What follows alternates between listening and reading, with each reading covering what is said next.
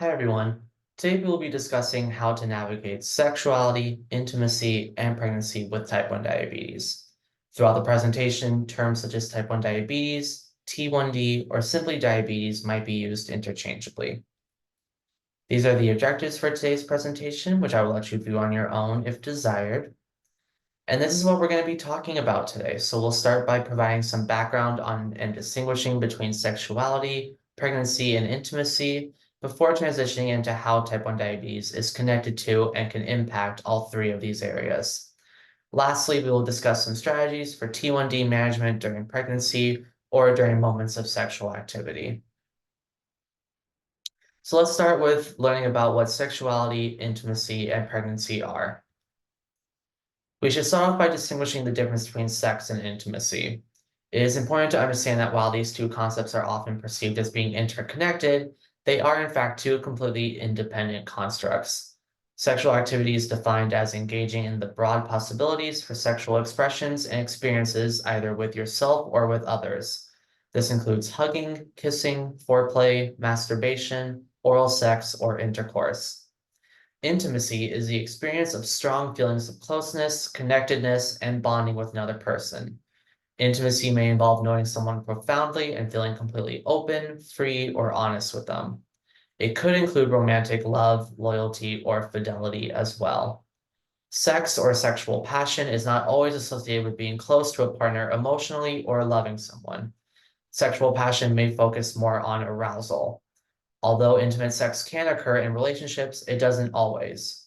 Similarly, you can achieve intimacy without participating in sexual activity, such as spending quality time together, verbally expressing love for one another, giving gifts to one another, or performing acts of service. There are actually several health benefits regarding sex and intimacy.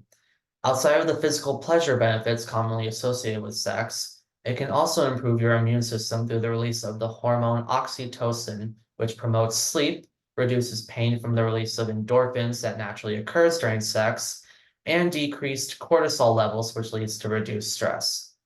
For men and those assigned male at birth, orgasms or regular ejaculation can actually reduce the risk of prostate cancer. For women and those assigned female at birth, sex can be a form of exercise for your pelvic floor muscles, which, when strengthened, can help with urinary incontinence, bladder control, and vaginal lubrication. Intimacy itself also carries health benefits, including reduced stress levels, decreased rates of depression and anxiety, and improved perceptions of one's sex life, most likely due to the ability for intimacy to foster and strengthen trust, empathy, and compassion between people. Pregnancy is the period in which an implanted human embryo or fetus, if present, and developing inside the uterus. A typical pregnancy lasts for 40 weeks or 10 months and is broken up into 3 trimesters, each marked by continued and expected growth and development of the uterus. The first sign of pregnancy for most people is a missed period. However, this is not always indicative of pregnancy. Other early symptoms include tender or swollen breasts, increased fatigue, feeling bloated, increased urination, mood swings, and nausea or vomiting. Outside of engaging in sexual activity, there are many ways to become pregnant thanks to modern technology. The two most common fertility treatments are intrauterine insemination or IUI. This is the process of collecting healthy sperm and inserting it directly into the uterus during ovulation. The other is in vitro fertilization or IVF. This is the process of taking eggs from the ovaries, fertilizing the eggs by sperm in a lab where they develop into embryos, and then inserting the embryos into the uterus. We'll now transition into talking about the relationship between sex, intimacy, pregnancy, and type 1 diabetes. Erectile dysfunction is the most widely reported impact that type 1 diabetes has on male sexual health. Approximately 40% of men with T1D report experiencing ED. However, it was more prevalent among those with diabetic neuropathy or worse glycemic control. Research has also suggested that ejaculation dysfunctions are common among men with T1D. Premature ejaculation, or the occurrence of semen leaving the body sooner than desired during sex or masturbation, was found among 24% of men with T1D and was also impacted by glycemic control, particularly the frequency of hypoglycemia or low blood sugar. Retrograde ejaculation occurs when semen enters the bladder instead of emerging through the penis during orgasm, so despite still reaching sexual climax, very little or no semen may be ejaculated. Retrograde ejaculation is a much less prevalent sexual dysfunction, but it is still reported among approximately 9% of men with T1D. Retrograde ejaculation isn't necessarily physically harmful, but it can lead to infertility for men. Men with T1D also frequently experience changes in the balance of sex hormones. The sex hormone binding globulin, or SHBG, is the binding agent for testosterone to be circulated through the body. SHBG has been found at significantly higher levels in men with T1D, which means the body has less total testosterone as free testosterone that's available for tissues to use. Luteinizing hormone, or LH, stimulates important processes in the reproductive system, which for men primarily involves testosterone production. Elevated LH levels can signify testicular damage, which again is tied to poor glycemic control. Women with T1D experience similar rates of sexual dysfunction. It should be noted that studies of sexual dysfunction in women have lagged behind those in men, likely due to several factors, including a lack of standardized definitions of sexual dysfunction in women and societal taboos regarding female sexuality. The most commonly identified issues included decreased libido, issues achieving orgasm or problems with sexual arousal, inadequate lubrication, and pain. Sexual dysfunction is estimated to be found in 35% of women with T1D. Interestingly, depression is considered the leading predictor of sexual dysfunction in this population, followed by marital status. This suggests a major contrast to male sexual dysfunction that is often correlated directly with physical health, including A1C and cardiovascular or neurological diabetes complications.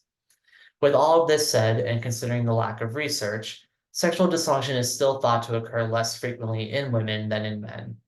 When compared to men, one study found that women displayed a higher level of acceptance of their illness, which was positively correlated with decreased intensity of occurrence of sexual functioning disorders. 10% of all pregnancies in the US experience diabetes-related complications. However, of these cases, only as much as 0.5% are patients with T1D. Pregnancy itself is usually regarded as what is called a diabetogenic state, meaning a glucose level following a meal are typically elevated and insulin sensitivity is decreased due to natural increases in other hormones. Diabetes can lead to several complications during pregnancy if not intensely managed, including nighttime hypoglycemia, diabetic ketoacidosis, though rare, an increased rate of progression of diabetic retinopathy, preeclampsia characterized by gestational hypertension and the presence of protein in urine, an increased risk of preterm delivery, and fetal malformations. Again, I want to emphasize that intense management of T1D during pregnancy can allow you to avoid many of these complications. Research suggests that insulin requirements to maintain good glycemic control will increase with each trimester, reaching as much as 140% of pre-pregnancy doses by the third trimester. The most frequently mentioned concern among pregnant patients with T1D is the risk of passing on the disease to their offspring. While your child is at a greater risk of developing T1D in comparison to the general population, a majority of people with genetic risk factors do not develop the disease. A lot of the risk actually comes from the age at which you give birth. Giving birth before the age of 25 puts your child at a 1 in 25 chance of developing T1D. However, this increases to 1 in 100 if you give birth after the age of 25. Your child's risk is doubled if you develop diabetes before the age of 11. But of course, similarly to nearly all pregnancies, successful management of pregnancy for T1D patients and allowing for the best possible outcomes for your newborn begins before conception. This includes achieving personalized glycemic control and A1C goals, specific dietary recommendations, and routine blood work. Your doctor may even recommend withholding pregnancy until you are under better control if needed. Adults with T1D face unique emotional and interpersonal challenges that can have an impact on partner relationships. One study identified 4 domains of these challenges that suggested overall that although partner involvement varies, partner support is highly valued despite increased relationship stress brought on by anxiety surrounding hypoglycemia and future complications. The impact of diabetes on the relationship, including the level of partner involvement in patient self-care, emotional impact on the relationships, and concerns about child rearing were all found to be common themes among couples in which one person had type 1 diabetes. Some patients described spouses as supportive, caring, and helpful, while others described an independent approach to self-care that reflected a personal sense of responsibility to manage the illness. Most patients spoke frequently of a positive impact on the relationship, while a smaller group spoke of a negative impact of diabetes on their relationship. Specific concerns the partner had about the patient's ability to bear and actively raise children and fear of passing it on was also a common theme among parents. Both patients and their partners described significant worry, stress, anxiety, and frustration around preventing or managing hypoglycemia. Most partners describe the need to carry snacks, prearrange for emergencies, and be persistent in checking blood glucose during low episodes. Similarly, the ever-looming threat of complications and the, quote, horror stories of severe complications, such as blindness and amputation, caused pressing fears among all patients and their partners. Partners also outlined specific challenges such as exercise and weight control, wrestling with insurance companies, and patients' nearly complete dependence on them during hypoglycemic events. On a more positive note, most couples spoke highly about the positive impact advancements in technologies such as insulin pumps and continuous glucose monitors have had on improving self-perceived quality of life and increasing freedom to participate in desired activities. Lastly, we will discuss strategies for managing diabetes during sex or pregnancy. The following strategies for managing your T1D while engaging in sexual activity are specifically geared towards sex with another person. I also want to preface all of this by saying that a common complaint from type 1 diabetics is that the disease often takes away the spontaneity of sexual activity. Spontaneity can be an important part of a sexual relationship, and it has an equal place in those with type 1 diabetes. However, it will require extra consideration and consistent management to ensure that you can be ready at a moment's notice. With that said, there are some strategies to implement regardless of whether a sexual encounter is planned or not. Monitor your blood glucose levels before and after sexual activity to ensure they are within a safe range. Sexual activity is considered a form of exercise, so become aware of how sexual activity may impact your blood sugar levels and how to adjust insulin doses or carbohydrate intake accordingly. This is especially important if you use an insulin pump that will most likely be unplugged from your body during sex. Next, take a look at your physical environment where sexual activity typically takes place and make adaptations to support your diabetes management.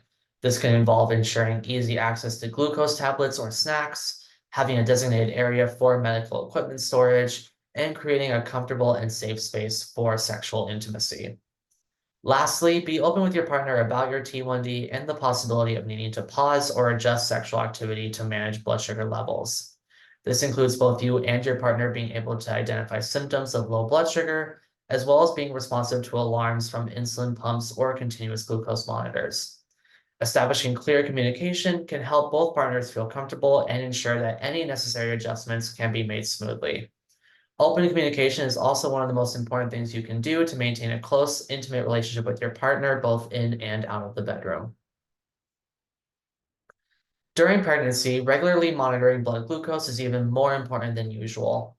Hormonal changes can affect insulin sensitivity, and difficulty managing blood glucose levels during pregnancy could warrant a conversation with your endocrinologist. Additionally, it could be beneficial to collaborate with nutritionists to develop personalized meal plans that support healthy pregnancy outcomes and blood sugar control. Balanced nutrition during pregnancy can not only aid in effective diabetes management, but also provide the necessary nourishment for your growing fetus.